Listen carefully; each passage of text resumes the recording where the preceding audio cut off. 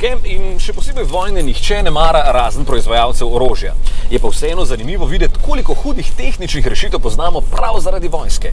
Tudi Toyota Land Cruiser, ampak ne te. V resnici pradetka tega avtomobila. V 50 letih je bila v Koreji vojna in Japonci so bili takrat okupirani z ameriško vojsko, ki je želela imeti robustna vozila domače proizvodnje. Takrat se je prav zato rodil prvi Land Cruiser. Pravzaprav prototipni model z oznako Beiji Jeep oziroma BJ Jeep. Da bi pokazali, kako noro sposobno vozilo so izdelali, so ga Japonci zapeljali do 6. postaje na gori Mount Fuji, takrat do največje višine, ki jo je kadarkoli doseglo katerokoli vozilo. Pa ga kljub temu Američani niso izbrali, ampak so vzeli Willisa, ki so ga delali na Japonskem pri Mitsubishiju.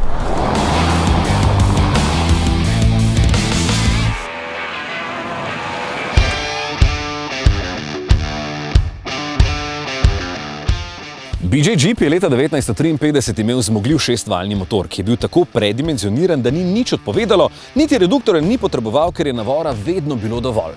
B je bila oznaka motorja, J za Jeep in potem še dodatna oznaka Jeep.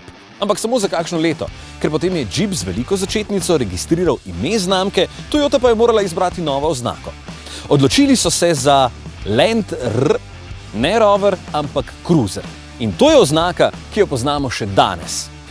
In ni bil več BJ, ampak J, najprej 20, potem pa 40. In prodajali so ga od leta 1960 do kar 2001, ponekod seveda.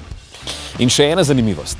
Leta 1957 japonski proizvajalci niso veliko prodajali v Ameriko, bilo je še vse skupaj v povojih in prodali so 6551 avtomobilov v celi Ameriki. A veste, koliko tega je bilo Land Cruiserjev? 2502. Kar pomeni, da je bil več kot eden od 3 izvoženih avtomobilov v Ameriko Land Cruiser. Potem pa je J40 poskrbel za preboj. Bil je tako hud, robusten in zmogljiv, da je bil na vseh testih boljši od Broncotov, Jeepov in vseh ostalih. Luksus? Ja, ni ga bilo. Razen če kot luksus štejete gumijaste zaščite, da se lahko notranjost spravi kar s cevjo. In Matej je šel samo zato na Škotsko, da zapelje ta ikonični stroj.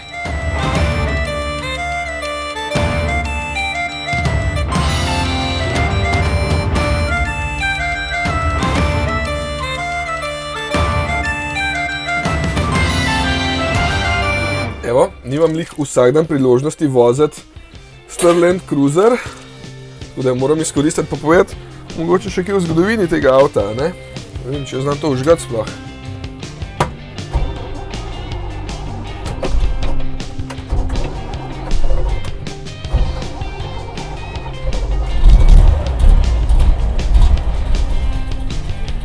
Okej, očitno bo, ampak mu je treba kar dati malo.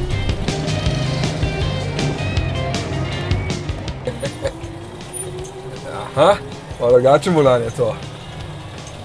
Evo, če samo na hitrco, malo v zgodovini Land Cruiserja, začel se je kot odgovor na Jeepov Willys.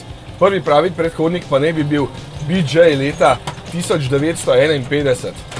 Ja, no evo, potem je pa kmalu sledila nadgradnja, model J20, ki je izgledal že precej bolj civilno, če lahko tako rečem, ker prvi so bili jasno razviti za vojsko. Leta 1960 pa že pride takšen J40. Ja, še vedno so bili to delovni stroji, zato se je potem Toyota odločila, da naredi še vejo velikih in bolj udobnih terencev.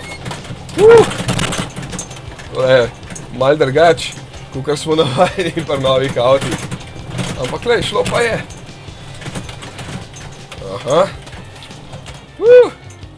Najprej bil to J50 že v 60 letih, potem pa so 90 ga predstavili še J70.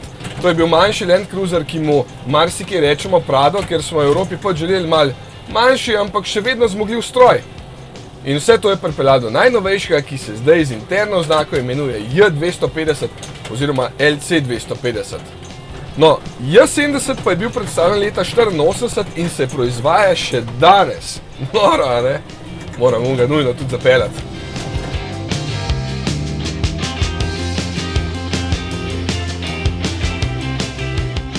Ah, 24 let razlike. Čisto nekaj drugega, pa še servo ima. Pa res tak traktorski zvok. Da. Kje se najbolj pozna razlika? Pri podvozju, po mojem. No, tudi pri krmilnem mehanizmu. Podvozju se pa res tam trese, nabija, je glasno. Run mu sem mislil, da bom klele ven iz avta padel, toliko je tresel.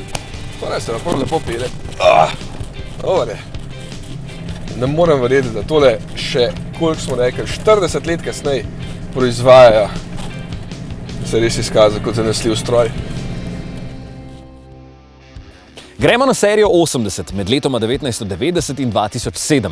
Stalni štirikolesni pogon, tretja vrsta sedežev in nov šestvaljni motor s potrjenim delovanjem kar 900 000 km. Ali pa dizelska šestvaljna alternativa s skoraj 1,5 milijona kilometrov. Še vedno terenska, ampak hkrati dovolj elegantna, da je prvič dobila tudi dvojčka Lexus LX 450.